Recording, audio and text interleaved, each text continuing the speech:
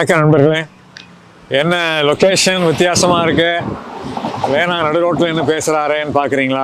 இன்றைக்கி பேசக்கூடிய தலைப்பும் அந்த மாதிரியான விஷயம். ஒரு சுயபுராணத்தோட இந்த பதிவை ஆரம்பிக்கலாம்னு நான் நினைக்கிறேன். 53 வருடங்களாக நான் வாகனம் ஓட்டுகிறேன். மிகச்சரியாக என்னுடைய 18வது வயசில் நான் வாகன ஓட்டுநர் உரிமையை பெற்றேன்.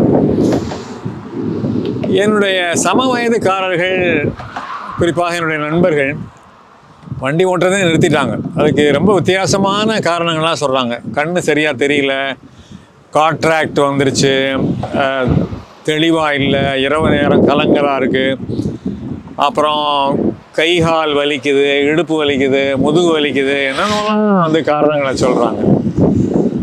நான் இந்நேரம் வரைக்கும் வண்டி ஓட்டிகிட்டு இருக்கேன். அது மட்டும் இல்லை, இந்த 53 ஆண்டுகளையும் விபத்து இல்லாமல் நான் ஓட்டிகிட்டு இருக்கிறேன்.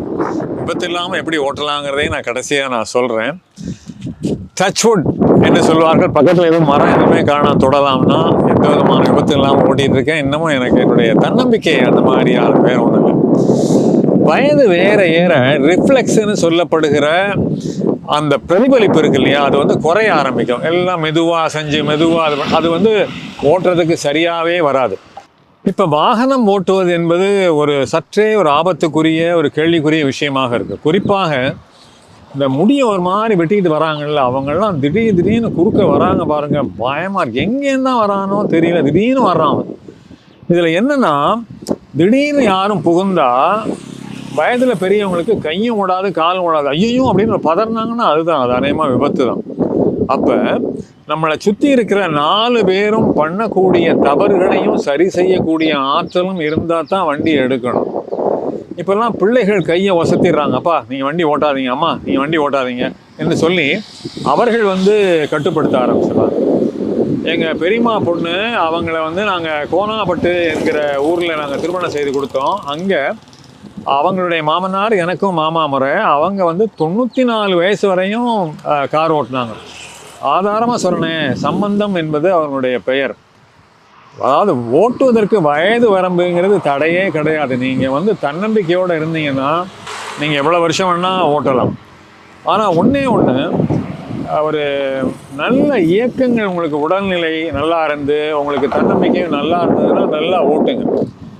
மத்திய வாகன மோட்டார் விதி என்ன சொல்லுதுன்னா, 2019 அந்த விதி என்ன சொல்லுதுன்னா, நீங்கள் எவ்வளோ காலம் வேணால் ஓட்டுங்க, ஆனால் உடல்நல தகுதிக்கு நீங்கள் மருத்துவ சான்றிதழ், வயதானவர்கள் மருத்துவ சான்றிதழ் வாங்கிட்டு தான் ஓட்டணும்னு சொல்லி.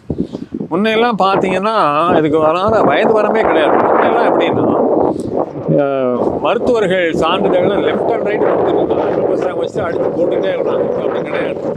யார் விண்ணப்பிக்கிறாங்களோ அவங்க விண்ணப்பிச்ச பிறகு அவங்களுக்கு ஒரு ஓடிபி வரும். அந்த ஓடிபி நம்பரை மருத்துவர்கிட்ட கொடுத்து அதன் பிறகு தான் அவங்க மருத்துவ சான்றிதழை தர முடியும். மெல்ல மெல்ல தமிழ்நாடு மோட்டார் வாகன விதி 1989 மெல்ல மெல்ல அப்படியே நெருக்கி கொண்டு வந்துட்டாங்க சட்ட விதிகள் எல்லாம். அப்படி பார்த்தோம்னா நம்ம விதிகளை தாண்டி நாம் நம்மளுடைய மனசு என்ன சொல்லுது, நம்முடைய தன்னம்பிக்கை என்ன சொல்லுது, அதை பற்றி தான் நம்ம கணக்கில் எடுத்துக்கணுமே தவிர மற்றதெல்லாம் உங்களுடைய இதில் அது ரொம்ப கணக்கில் வராது. ஓட்டுறதுக்கு தயக்கமாக இருக்கா விட்டுருங்க, ஓட்டுறதுக்கு பயமாக இருக்கா விட்டுருங்க, ஓட்டுறதுக்கு யோசனையாக இருக்கா விட்டுருங்க. சட்ட விதிகள் என்ன சொல்லுது, ஓட்டுநர் உரிமை இருக்குது, பிள்ளைகளை ஆட்சேபிக்கிற, அதெல்லாம் கணக்கிலே கிடையாது. உங்கள் மனசு என்ன சொல்லுதுங்கிறது ரொம்ப ரொம்ப முக்கியம்.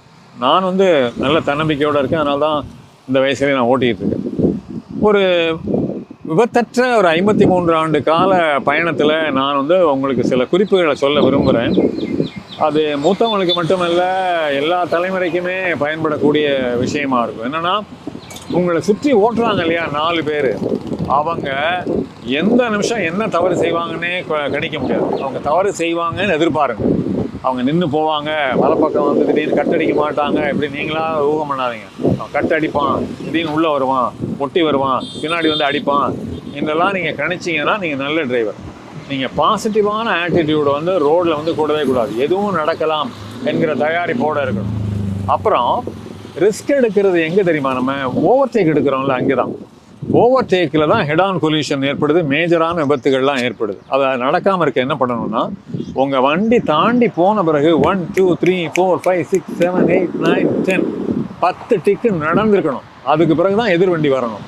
இந்த பாதுகாப்பான விதியை நடைமுறைப்படுத்தினாதான் நாம் வந்து ஹெட் ஆன் கொலிஷனை வந்து தவிர்க்க முடியும். அப்புறம் நம்ம உடனடி வண்டி தானே பார்த்தே பழக்கப்பட்டு ஓட்டி பழக்கம். அவன் பிரேக் அடிக்கிறான், நம்ம பிரேக் அடிக்கிறான். அது பண்ணக்கூடாது. அந்த சிக்னல் விழுந்துருச்சு, ரெட்டு விழுந்துருச்சு, அவன் பிரேக் அடிச்சுட்டான், முந்தின வண்டி இவன் பிரேக் அடிக்க போகிறான், நம்ம பிரேக் அடிக்கிறோம். ஒரு வண்டி தாண்டி பாருங்கள். வாகனத்தில் பாதுகாப்பாக ஓட்டுவது என்பதை பற்றி என்னால் வந்து தனியாக ஒரு வகுப்பே எடுக்க முடியும். அதுக்கு இதெல்லாம் நேரம். எனவே முடிந்தவரை வந்து நீங்கள் 4 சக்கர வாகனத்தில் போக முடியுமா பாருங்கள். இன்றைக்கு வந்து 2 சக்கர வாகன விலை 4 சக்கர வாகன அளவுக்கு போயிடுச்சு. 4 சக்கர வாகன விலை ரொம்ப குறைச்சி கிடைக்குது. 2 லட்சம் ரூபாய்க்கெல்லாம் 1.5 லட்சம் ரூபாய்க்கெல்லாம் 4 சக்கர வாகனம் கிடைக்குது. பாதுகாப்பான வாகனம் 4 சக்கர வாகனம் தான். எனவே அதை என்னால் வாங்க முடியாது, அஃபோர்டபிலிட்டி இல்லை, அவ்வளோவுக்குலாம் நான் எங்கே போவேன்லாம் கிடையாது.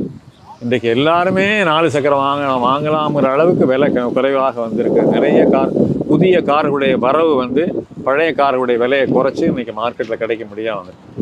எனவே பாதுகாப்பாக நல்ல தன்னம்பிக்கையோடு நீங்கள் நீண்ட நெடிய இனிய பயணம் மேற்கொள்ளணும். அதுக்கு நான் சொல்லக்கூடிய குறிப்புகளை நீங்கள் பயன்படுத்திங்க. இந்த வீடியோ உங்களுக்கு பிடிச்சிருந்ததுன்னா லைக் பண்ணுங்கள், ஷேர் பண்ணுங்கள், கமெண்ட் பண்ணுங்கள். வாய்ப்புக்கு நன்றி, வணக்கம். பூங்காற்று இது நாளைய நல்வாழ்விற்கான வழிகாட்டி. பூங்காற்று இது நாளைய நல்வாழ்விற்கான வழிகாட்டி. தொடர்ந்து எங்களோட வீடியோக்களை பார்க்குறதுக்கு பூங்காற்று சேனலை சப்ஸ்கிரைப் பண்ணுங்கள் அண்ட் ஃபாலோ பண்ணிடுங்க.